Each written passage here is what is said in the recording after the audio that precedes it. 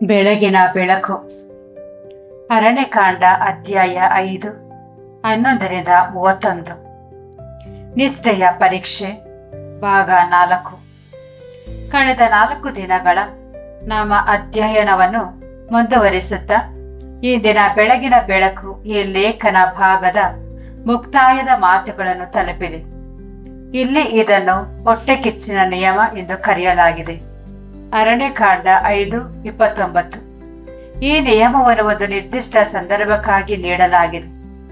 ಒಬ್ಬ ಪತ್ನಿಯು ತನ್ನ ಪತಿಯ ಅಧಿಕಾರದ ಅಡಿಯಲ್ಲಿದ್ದಾಗ ದಾರಿ ತಪ್ಪಿದರೆ ಅಥವಾ ಒಬ್ಬ ಪತಿಯಲ್ಲಿ ಹೊಟ್ಟೆ ಕಿಚ್ಚಿನ ಆತ್ಮವು ಉಂಟಾಗಿ ಅವನು ತನ್ನ ಪತ್ನಿಯ ಬಗ್ಗೆ ಸಂಶಯ ಪಟ್ಟರೆ ಈ ನಿಯಮ ಅನ್ವಯವಾಗುತ್ತದೆ. ಅರಣ್ಯಕಾಂಡ 5:29-30. ಆಗ ಪತಿಯು ತನ್ನ ಪತ್ನಿಯನ್ನು ಯೆಹೋವನ ಮುಂದೆ ಕರೆತರುತ್ತಾನೆ ಮತ್ತು ಯಾಜಕನು ಈ ಇಡೀ ನಿಯಮದಂತೆ ವಿಧಿಯನ್ನು ಪೂರೈಸುತ್ತಾನೆ. ಅರಣ್ಯಕಾಂಡ 5:30. ಮುಕ್ತಾಯದ ಹೇಳಿಕೆಯು ಬಹಳ ನೇರವಾಗಿದೆ. ಸ್ತ್ರೀಯು ತಪ್ಪಿತಸ್ಥಳಾಗಿದ್ದರೆ ತನ್ನ ಅಧರ್ಮದ ಫಲವನ್ನು ಅನುಭವಿಸುತ್ತಾಳೆ ಮತ್ತು ಪತಿಯು ಅಧರ್ಮದಿಂದ ಮುಕ್ತನಾಗಿರುತ್ತಾನೆ. ಅಂದರೆ ಅವನ ವಿಷಯವನ್ನು ತನ್ನ ಕೈಗೆ ತೆಗೆದುಕೊಳ್ಳುವ ಬದಲು ಯೆಹೋವನು ನೇಮಿಸಿದ ಕ್ರಮವನ್ನು ಅನುಸರಿಸಿದ್ದಾನೆ ಎಂಬ ಅರ್ಥದಲ್ಲಿ ಅವನು ನಿರ್ದೋಷಿ. ಅರಣ್ಯಕಾಂಡ 5:31. ಆ ಕೊನೆಯ ಸಾಲು ಪತಿಯನ್ನು ನಿಯಂತ್ರಿಸುತ್ತದೆ. ಅವನು ಹಿಂಸಾತ್ಮಕವಾಗಿ ಅಥವಾ ಕಾನೂನು ಬಾಹಿರವಾಗಿ ನಡೆದುಕೊಂಡರೆ ತಾನು ನಿರ್ದೋಷಿ ಎಂದು ಹೇಳಿಕೊಳ್ಳಲು ಸಾಧ್ಯವಿಲ್ಲ. ಸಂಶಯದ ಬಿಕ್ಕಟ್ಟನ್ನು ಯೆಹೋವನ ಕ್ರಮದ ಅಡಿಯಲ್ಲಿ, ಯಾಜಕನ ನಿಯಂತ್ರಣದಲ್ಲಿ ಮತ್ತು ಸ್ಪಷ್ಟವಾದ ನಿಯಮದ ಅಡಿಯಲ್ಲಿ ತರುವುದು ಈ ಇಡೀ ವಿನ್ಯಾಸದ ಉದ್ದೇಶವಾಗಿದೆ. ಯೆಹೋವನು ಇಂತಹ ಪರೀಕ್ಷೆಗೆ ಏಕೆ ಅವಕಾಶ ನೀಡಿದನು ಎಂಬ ಪ್ರಶ್ನೆ ಅನೇಕರಲ್ಲಿ ಏಳುತ್ತದೆ. ಈ ಭಾಗದ ಸರಳ ಓದಿನಿಂದಲೇ ಇಸ್ರಾಯೇಲರ ಜೀವನದಲ್ಲಿದ್ದ ಕೆಲವು ಪ್ರಾಯೋಗಿಕ ಕಾರಣಗಳನ್ನು ನಾವು ಗುರುತಿಸಬಹುದು. ಮೊದಲನೆಯದಾಗಿ, ಮಾನವ ನ್ಯಾಯಾಲಯಗಳಿಗೆ ಸಾಕ್ಷ್ಯಗಳ ಅಗತ್ಯವಿರುತ್ತದೆ. ಎಲ್ಲಿ ಸಾಕ್ಷ್ಯಗಳಿಲ್ಲವೋ ಮತ್ತು ಪುರಾವೆಗಳಿಲ್ಲವೋ ಅಲ್ಲಿ ಕಾನೂನುಬದ್ಧ ಶಿಕ್ಷೆಯನ್ನು ನೀಡಲು ಸಾಧ್ಯವಿಲ್ಲ. ಅರಣ್ಯಕಾಂಡ 5:13. ಧರ್ಮೋಪದೇಶ ಕಾಂಡ 19:15. ಆದರೂ ಕೇವಲ ಸಂಶಯದಿಂದ ವಿವಾಹವು ಮುರಿದು ಬಿಡಬಹುದು. ಯೆಹೋವನ ನಿಯಮವು ಆ ನೋವನ್ನು ಗುರುತಿಸುತ್ತದೆ ಮತ್ತು ಸಂಶಯವು ಹಿಂಸೆಯಾಗಿ ಅಥವಾ ಅಂತ್ಯವಿಲ್ಲದ ಆರೋಪವಾಗಿ ಬೆಳೆಯಲು ಬಿಡುವ ಬದಲು ಆ ವಿಷಯವನ್ನು ಯೆಹೋವನ ಬಳಿಗೆ ತರಲು ಒಂದು ಮಾರ್ಗವನ್ನು ಒದಗಿಸುತ್ತದೆ. ಎರಡನೆಯದಾಗಿ, ಈ ವಿಧಿಯು ಹೊಟ್ಟೆ ಕಿಚ್ಚಿನ ಕ್ರೋಧವನ್ನು ನಿಯಂತ್ರಿಸುತ್ತದೆ. ಪತಿಯು ಈ ಪರೀಕ್ಷೆಯನ್ನು ನಡೆಸುವಂತಿಲ್ಲ. ಕೇವಲ ಸಂಶಯದ ಮೇಲೆ ಅವನು ತನ್ನ ಪತ್ನಿಗೆ ಶಿಕ್ಷೆ ನೀಡುವಂತಿಲ್ಲ. ಅವನ ವಿಷಯವನ್ನು ಯಾಜಕನ ಬಳಿಗೆ ತರಲೇಬೇಕು. ಅರಣ್ಯಕಾಂಡ 5:15. ಯಾಜಕನು ಯೆಹೋವನ ನಿಯಮಕ್ಕೆ ಮತ್ತು ಗುಡಾರದ ಕ್ರಮಕ್ಕೆ ಬದ್ಧನಾಗಿರುತ್ತಾನೆ. ಈ ವಿಧಿಯು ಪವಿತ್ರವಾದ ವಾತಾವರಣದಲ್ಲಿ ನಡೆದಿದೆ ಹೊರತು ಖಾಸಗಿ ಅಥವಾ ಗುಟ್ಟಾದ ಕೋಣೆಯಲ್ಲ.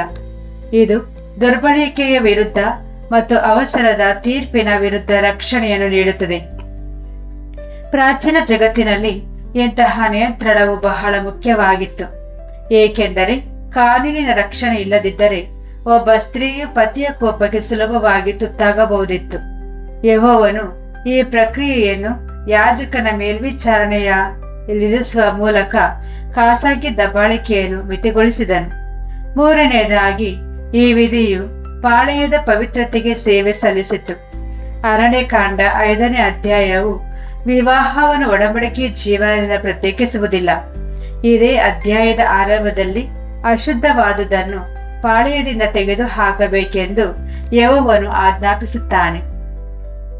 ಅರಣ್ಯಕಾಂಡ 5:1-4.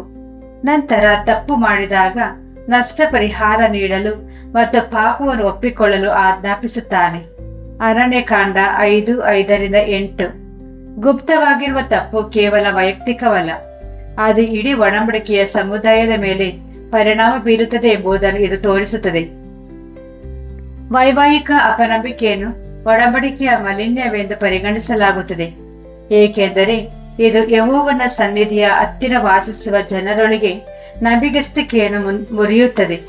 ಪಾಳೆಯದಲ್ಲಿ ಪವಿತ್ರತೆ ಎಂಬುದು ಕೇವಲ ಹೊರಗಿನ ಸ್ವಚ್ಛತೆಯ ಬಗ್ಗೆ ಮಾತ್ರವಾಗಿರಲಿಲ್ಲ, ಅದು ಒಡಂಬಡಿಕೆಯ ಕ್ರಮದ ಬಗ್ಗೆಯೂ ಆಗಿತ್ತು.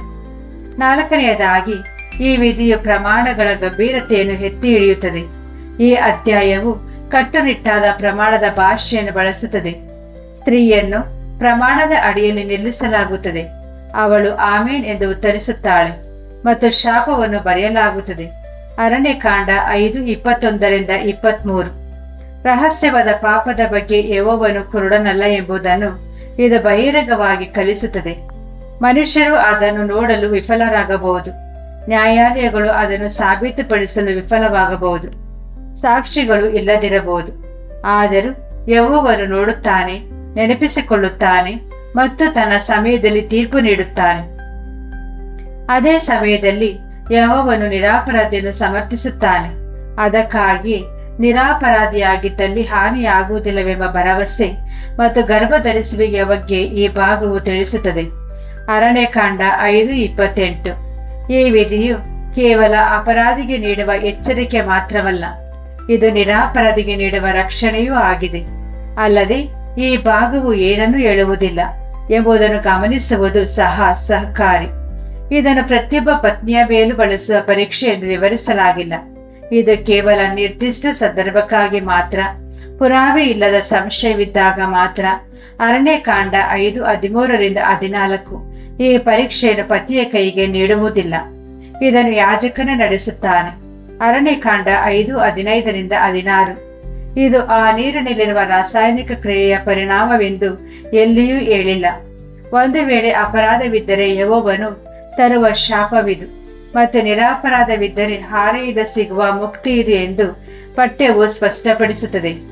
ಅರಣ್ಯಕಾಂಡ 5:27-28 ಇದು ಒಡಂಬಡಿಕೆಯ ನ್ಯಾಯ ತೀರ್ಪೆ ಹೊರತು ಸಾಮಾನ್ಯ ಔಷಧವಲ್ಲ. ಈ ಭಾಗವು ಅಂದಿನ ಸಂಸ್ಕೃತಿಯ ಕಾನೂನು ಚೌಕಟ್ಟಿಗೆ ಅನುಗುಣವಾಗಿ ಸ್ವಲ್ಪ ಅಸಮತೋಲವನ್ನು ಹೊಂದಿದೆ. ಸಂಶಯಗೊಂಡ ಪತ್ನಿಯು ತನ್ನ ಪತಿಯ ವಿರುದ್ಧ ಇಂತಹ ವಿಧಿಯನ್ನು ಮಾಡುವ ಬಗ್ಗೆ ಎಲ್ಲಿಯೂ ವಿವರಿಸಲಾಗಿಲ್ಲ. ಈ ನಿಯಮವು ಆಧುನಿಕ ನಿರೀಕ್ಷೆಗಳ ಪ್ರತಿಬಿಂಬದಂತೆ ಇರಬೇಕೆಂದು ಬರೆಯಲಾಗಿಲ್ಲ.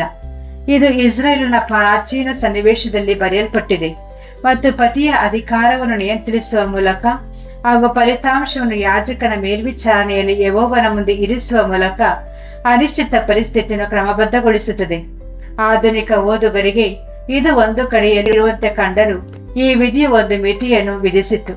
ಕೇವಲ ಸಂಶಯವೇ ಒಬ್ಬ ವ್ಯಕ್ತಿಗೆ ಖಾಸಗಿಯಾಗಿ ಮರಣದಂಡನೆ ನೀಡುವ ಶಿಕ್ಷೆಯಾಗಲು ಸಾಧ್ಯವಿರಲಿಲ್ಲ. ಸಂಶಯವನ್ನು ವೈಯಕ್ತಿಕ ಸೇಡಾಗಿ ಬದಲಿಸುವ ಬದಲು ಆ ಪ್ರಕರಣವನ್ನು ಯೆಹೋವನ ಪರಿಶುದ್ಧ ಸ್ಥಾನದ ಕ್ರಮಕ್ಕೆ ಒಪ್ಪಿಸುವಂತೆ ಈ ನಿಯಮವು ಮನುಷ್ಯನನ್ನು ಒತ್ತಾಯಿಸುತ್ತಿತ್ತು.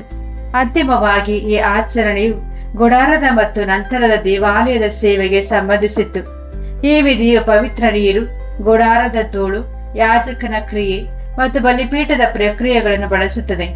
ಅರಣ್ಯಕಾಂಡ 5:17-25-26 ಆ ಕಾರಣದಿಂದಲೇ ಕ್ರಿಸ್ತಶಕ 70ರಲ್ಲಿ ಎರಡನೇ ದೇವಾಲಯವು ನಾಶವಾದಾಗ ಈ ಪೂರ್ಣ ವಿಧಿಯು ಅದೇ ರೂಪದಲ್ಲಿ ಮುಂದುವರಿಯಲು ಸಾಧ್ಯವಾಗಲಿಲ್ಲ. ಈ ನಿಯಮವು ಯೆಹೋವನನ್ನು ನಿರ್ಮಿಸಿದ ಪರಿಶುದ್ಧ ಸ್ಥಾನದ ಸನ್ನಿವೇಶಕ್ಕೆ ಬದ್ಧವಾಗಿತ್ತು. ಒಮ್ಮೆ ಆ ಸ್ಥಾನವು ಇಲ್ಲದಂತಾದ ಮೇಲೆ ವಿಧಿಯನ್ನು ನಿಗದಿತ ರೀತಿಯಲ್ಲಿ ನಡೆಸುವ ಪ್ರಾಯೋಗಿಕ ಸಾಮರ್ಥ್ಯವೂ ಇಲ್ಲದಂತಾಯಿತು. ಹೀಗಾಗಿ ಅರಣ್ಯಕಾಂಡ 5:11-31 ಒಂದು ನಿರ್ದಿಷ್ಟ ಬಿಕ್ಕಟ್ಟಿನ ಸಂದರ್ಭಕ್ಕಾಗಿ ನೀಡಲಾದ ಅತ್ಯಂತ ವಿಶಿಷ್ಟವಾದ ನಿಯಮವಾಗಿ ನಿಂತಿದೆ. ಇದು ಗುಪ್ತವಾದ ವಿಷಯವನ್ನು ಯೆಹೋವನ ಕೈಗೆ ನೀಡುತ್ತದೆ, ನಿರಪರಾಧಿಯನ್ನು ರಕ್ಷಿಸುತ್ತದೆ, ಅಪರಾಧಿಯನ್ನು ಬಯಲು ಮಾಡುತ್ತದೆ, ಹೊಟ್ಟೆ ಕಿಚ್ಚಿನ ಕೋಪವನ್ನು ನಿಯಂತ್ರಿಸುತ್ತದೆ ಮತ್ತು ಗಂಭೀರವಾದ ಯಾಜಕ ಪ್ರಕ್ರಿಯೆಯ ಮೂಲಕ ಪಾಳೆಯದ ಪವಿತ್ರತೆಯನ್ನು ಕಾಪಾಡುತ್ತದೆ. ಮನುಷ್ಯರು ಕೇವಲ ಸಂಶಯ ಮತ್ತು ಭಾವನೆಗಳ ಮೂಲಕ ಸುರಕ್ಷಿತವಾಗಿ ನಿರ್ವಹಿಸಲಾದ ವಿಷಯಗಳನ್ನು ಆಳಲು ಯೆಹೋವನ ನಿಯಮವಿದೆ ಎಂಬ ಸ್ಪಷ್ಟತೆಯೊಂದಿಗೆ ಈ ಭಾಗವು ಮುಕ್ತಾಯವಾಗುತ್ತದೆ. ಇಡೀ ನಿಯಮವು ನೂತನ ಕ್ರೈಸ್ತ ವಿಶ್ವಾಸಿಯ ಕಡೆಗೆ ಬೆರಳು ಮಾಡಿ ತೋರಿಸುತ್ತಿದೆ. ನಮ್ಮ ನಿಷ್ಠೆಗಳು ಹೇಗೆ ಪರೀಕ್ಷಿಸಲ್ಪಡುತ್ತವೆ ಎಂಬುದನ್ನು ನಾವು ನಾಳೆ ಅಧ್ಯಯನ ಮಾಡೋಣ. ಪ್ರಾರ್ಥನೆ. ಯೆಹೋವನೇ, ನಿನ್ನ ಪವಿತ್ರತೆಯು ನಿನ್ನ ಜನರ ಮಧ್ಯೆ ಮತ್ತು ನಮ್ಮ ಮನೆಗಳಲ್ಲಿ ನೆಲೆಸಿರಲಿ. ನಾವು ನಮ್ಮ ಸ್ವಂತ ಭಾವನೆಗಳ ತೀವ್ರತೆಯನ್ನು ಅನುಸರಿಸದೆ ನಿನ್ನ ಕ್ರಮಕ್ಕೆ ಅಧೀನರಾಗಿರೋಣ. ಪ್ರತಿಯೊಂದು ರಹಸ್ಯ ಸ್ಥಳದಲ್ಲಿ ಸತ್ಯವು ಪ್ರೀತಿಸಲ್ಪಡಲಿ ಮತ್ತು ವಂಚನೆಯು ದ್ವೇಷಿಸಲ್ಪಡಲಿ, ನಿಷ್ಠೆಯು ರಕ್ಷಿಸಲ್ಪಡಲಿ ಮತ್ತು ನಾವು ತಪ್ಪು ಮಾಡಿದಾಗ ಪಶ್ಚಾತ್ತಾಪವು ಶೀಘ್ರವಾಗಿ ಬರಲಿ. ನಿರಪರಾಧಿಗಳು ರಕ್ಷಿಸಲ್ಪಡಲಿ ಮತ್ತು ಅಪರಾಧಿಗಳು ಪಾಪವನ್ನು ಒಪ್ಪಿಕೊಳ್ಳುವಂತೆ ವಿನಯಶೀಲರಾಗಲಿ. ನಿನ್ನ ಸನ್ನಿಧಿಯು ನಮ್ಮ ಮನಸ್ಸಾಕ್ಷಿಯನ್ನು ಮೃದುವಾಗಿಸಲಿ ಮತ್ತು ನಮ್ಮ ಹೆಜ್ಜೆಗಳನ್ನು ನೇರವಾಗಿಸಲಿ. ಕ್ರಿಸ್ತರ ಹೆಸರಿನಲ್ಲಿ ಆಮೇನ್.